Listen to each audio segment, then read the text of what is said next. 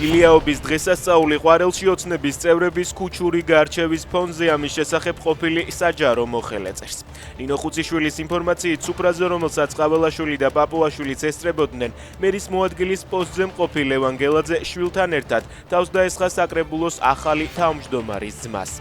იყო ქვების სროლა, ფიზიკური დაპირისპირება, ამბობენ გელაძეს ცხვირი და სახე აღარ აქვსო, წერს ხუციშვილი. უკრაინელების კიდევ ერთი იერიში ტუაფსე სპორტზე თავდასხმის დროს სპორტზე საწვავმზიდი გემი და ნავთობსადგომი დაზიანდა. უკრაინამ წუხელ ანექსირებულ ყირიმში ნავთობის საწყობსაც შეუტია. სარკინიგზო ინფრასტრუქტურა დაიბომბა ქალაქ როსტოვში. პუტინი უკრაინაში ომის დასრულებამდე კიდევ ერთ ევროპულ ქვეყანას დაესხმება თავს. ფიქრობა ამის გაკეთება შეუძლია, თქვა ზელენსკიმ გარდიანთან ინტერვიუში.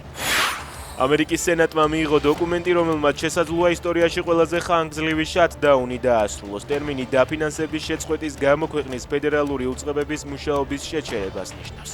შატდაუნი 1 ოქტომბრიდან ქვეყნის ბიუჯეტის ახალ კანონპროექტთან დაკავშირებული უთანხმოების გამო გამოცხადდა და ის ამერიკის ისტორიაში ყველაზე ხანგრძლივი იყო.